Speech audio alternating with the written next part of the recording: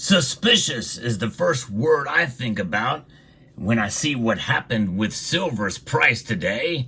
We'll talk about this strange happening as silver's price gets absolutely pummeled.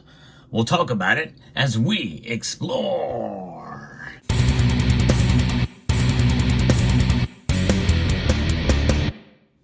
Yes, silver took a massive beating today.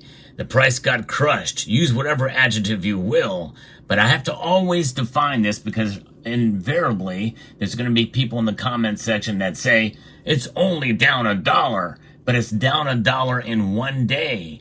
For one day's move, this is a big deal. Whenever silver moves over 2%, it's dramatic, one way or the other. Today, silver fell 3%, just over 3%, averaging about $1 in a fall today, pretty much right around the noontime hour, and it fell fairly dramatically. In fact, as I report to you, moments before the markets close, gold is only down 0.46%, down $11.30 to $2,457.80. Platinum is only down 0.8%, and that's down $8. Palladium is only down 0.6%, down $6. But silver is the only metal that has moved so dramatically today, down over 3%. In fact, it was down much more than that. It is trading now at $30.33, but earlier in the day, it got down to $30 an ounce, barely hanging on. It found some resistance there at the $30 level, which is actually a blessing in disguise, I guess you could say, although some would say that this is price suppression laid out right there in front of us, meeting that resistance. They couldn't beat the $30 resistance, the floor that we've been talking about. And I've always said that through these summer months, we can make victory laps every day that it stays above $30. Well, that is pulled back and now it is above. It's up 33 cents above that. So let's see what's happening here. Well, the dollar did take a hit today. There is something to be said about that. But the Dow Jones Industrial Average, though, it actually broke a new record today. So all of this is very interesting and it makes you wonder. I'll just put it at that. The Dow Jones is really the only thing other than oil that's up today.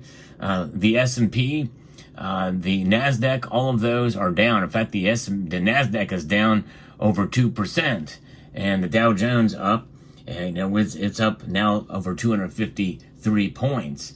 But the dollar index is now getting hit pretty hard. Could it be that silver is just reacting to the dollar? Because it is down to 103.76 right now.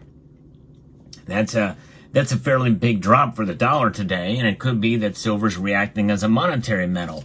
Well, to get clues on that, we go and look at the commodity sector. Nickel is actually up slightly. So is aluminum. In fact, all of the metals are up, the base metals that I see on Kitco, except for copper. Copper is down very, very, very slightly. So again, it makes you wonder, is this profit taking? Well, of course. It sure is. There's no question about it. And we know that the silver market is pretty tiny. And could just a few movers and shakers in the derivatives realm and the ETFs and these big banking trading desks be making these moves? What's the motivation here? Well, I don't know. It's interesting. I tell you, I believe in the natural market for sure. I even talked about it a little bit in this morning's video. But I've always been open-minded and know that there has been price manipulation. Of course, we know that manipulation can work in both directions, prices moving up and down artificially.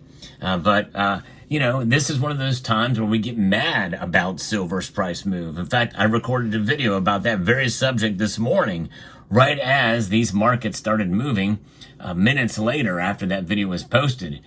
So I hope you will check that video out. But today we are seeing silver price get hit. Although, again, there is a silver lining to silver's price. That is that it is staying above $30 an ounce. Very close at the market close. We're starting to see that take place here. And I tell you, that's one good thing to celebrate. I believe that anytime we can see silver above $30 an ounce, as we now are into the summer months, is definitely not the doldrums. I think we're out of the summer doldrums because the volatility is very real right now. We are seeing it with our own eyes, and it's pretty dramatic. That volatility, I think, is probably likely going to be with us likely for the rest of the year. So much is going on. So many different things can affect the markets in general, and silver's price in particular. We have sticky inflation, and 3% is staying with us. That's likely not going to change a whole lot. We may see 2.5% before the Federal Reserve lowers rates by a quarter point come September. But they're not going to wait for a 2% inflation in order to cut rates. I think most agree with that. In fact, it is now so baked into the Fed Watch tool that we pretty much have that on par, and that baking in now has disappeared from silver's price performance today. Profit taking, small silver market, the natural market, it is definitely pushing back against this idea of price manipulation and price suppression. And I'm going to be talking more about this in tomorrow's video. But one thing we know for sure that I want to really impress upon you as the listener and watcher of this video, and that is that these are destined to decline. The dollars are destined to decline. It's really in the design to be destined to decline based off of the Federal Reserve Act of December the 23rd, 1913. That date is very specific. It is right at the cusp of the Christmas season. They did that on purpose, folks. They were pretty sly for folks way back when, because of the creatures from Jekyll Island really kind of set this thing up to essentially fail. That's right. The dollar is a losing proposition by design at a rate of 2% target inflation year over year. And that is not going away. The dollar has lost over 98% of its value since the inception of the Federal Reserve Act, and that's not going to change anytime soon. Silver is reacting to inflation, and I think this is why we can celebrate $30 silver, even if we feel that silver should be at least $10, maybe even $20 higher than where it is right now, especially considering gold's price performance compared to silver. The gold to silver ratio, by the way, has widened now, as you can imagine, to above 80. It is now sitting at 81.27 with the reaction that we're seeing today. Will it bounce back tomorrow? It very well could. A correction to the other side. Again, the market anticipating what the Federal Reserve is going to do in September, and they might come back to reality yet again. And we may see silver flirt again with $31. It's going to be a wild ride. It's going to be a volatile summer, I think. But I think now it's safe to say that the summer doldrums are over. However, I have defined a range for silver to trade within these summer doldrums, but I think that really holds true only if we see more times below $30 an ounce. We came close to it today. Tomorrow, we could see it, but I think we're going to probably see somewhat of a correction tomorrow. I could be wrong there too. But if we see it fall below $30, then we're in a volatile trading session that could set us up for a midsummer doldrums, where the trading range likely could be between $28 an ounce or $28.50 an ounce. I'm upgrading that from $27.50, where it was before, to about $31 an ounce, still keeping that number right where it is through the summer months. Up until, here we have domestically, we have a convention that is underway now for the Republicans.